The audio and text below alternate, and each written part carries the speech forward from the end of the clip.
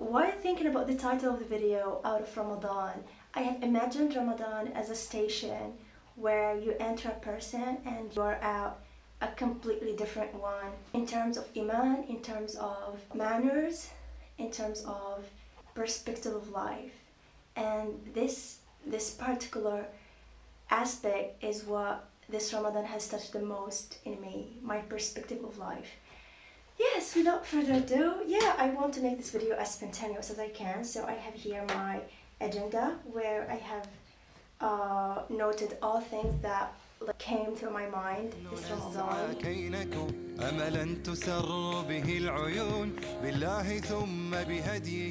Before I start, I will just put you in some context. This Ramadan, I have watched the series of Umar Sulaiman, The Other Side. Umar Sulaiman develops a lot of facts about the barzakh and our second life. Here I have written some reflections after watching the first episode of this series. I have watched the first episode of Umar Sulaiman series about the barzakh, and it made my mind and heart change their conformity and affinity to this world and dunya.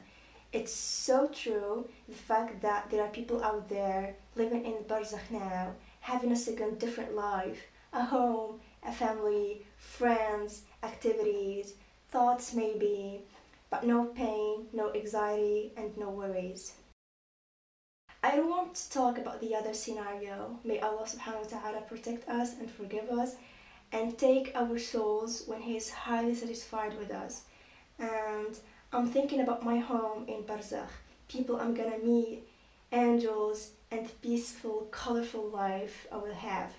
Just the idea of having a different life and thinking about how much short this life is, and the fact that you are now in a mission to prepare your home out there. Now I'm no longer thinking about how my home here should be beautiful.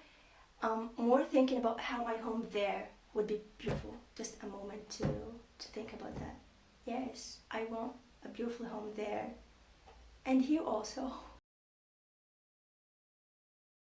I have just opened another goal, let's say.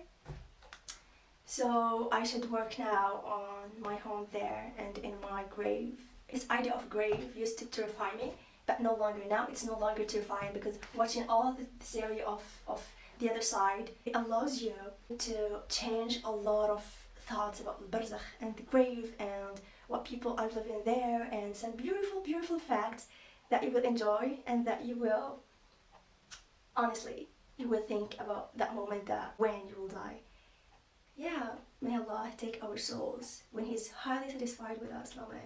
Talking about angels, I have watched, I think the previous year, or I have watched series of Angels in Your Presence of Umar Sulaiman. And listen, it opens another dimension to your eyes. Like, you start seeing the word in different dimensions, because you can feel that there are angels around you and who are watching you. And there is an episode in this series, it's your invisible audience, and how there are invisible creations of Allah subhanahu wa ta'ala who are watching you and who are around you that you can't see. But if you feel your presence, this can increase your iman, and you can feel that you are not alone. Allah subhanahu wa ta'ala has never let you alone. Like, you are surrounded by His creation. قل هل يستوي الذين يعلمون والذين لا يعلمون إنما يتذكر أولو الألباب. This ayah has for sure another context, but I have related it to that fact. The fact that when someone is living with that belief that he's surrounded with angels versus someone who is not living with that belief, there is a whole difference. قل هل يستوي الذين يعلمون of the presence of angels and الذين لا يعلمون. It takes your iman to another level. I have forgot to tell you about my favorite lecture of Umar Sulaiman about angels, and that was the first video I have ever watched in this topic of angels. It's Jibreel. A lot of details and information about Jibreel alayhi salam, a lot of facts. It's rich in spirituality. It opens some new ways of understanding and of feeling and living. I really recommend you to watch it. I will let the video in the description. I really recommend you to see all the series of Omar Suleiman. His YouTube channel is Yaqeen Institute.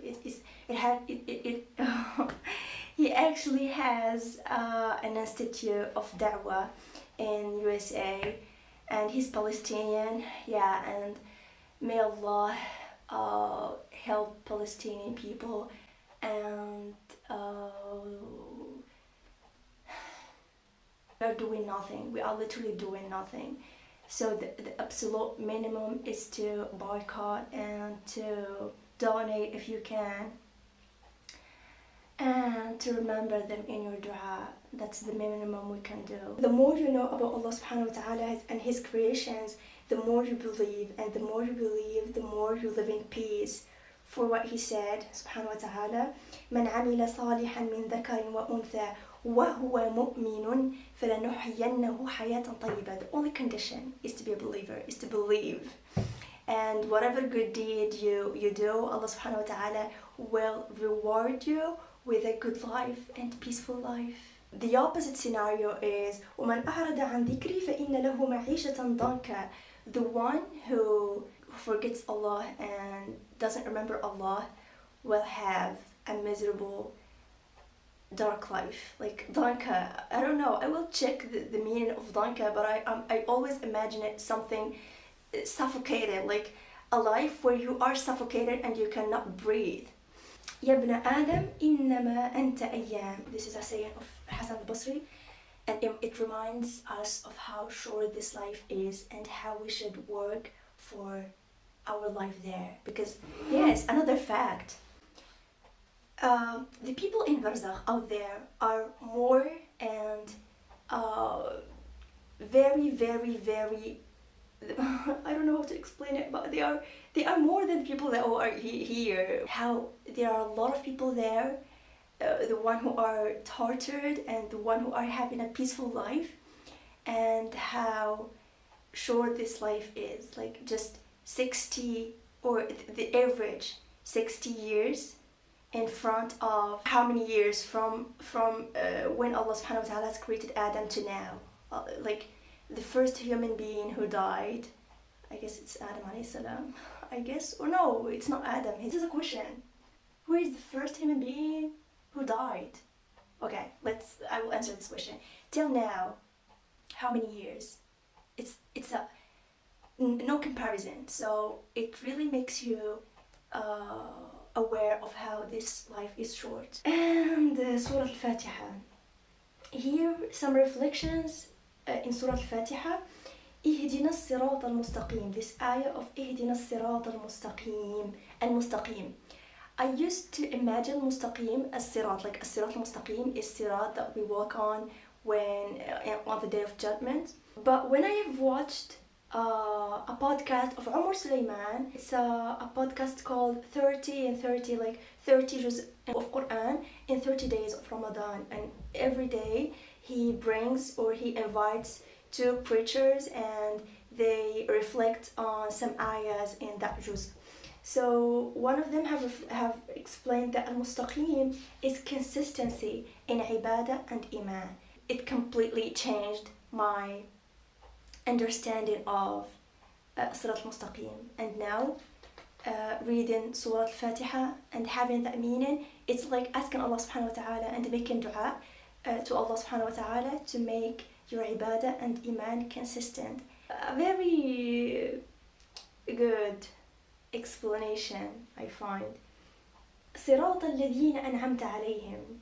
الذين أنعمت عليهم. Here is the reflection of my teacher, Ustada, who is so close to my heart and who has a great impact on me and on all the girls who attend her jalasat. Like we make jalasat, he discusses and he explains Riyad Salihin to us.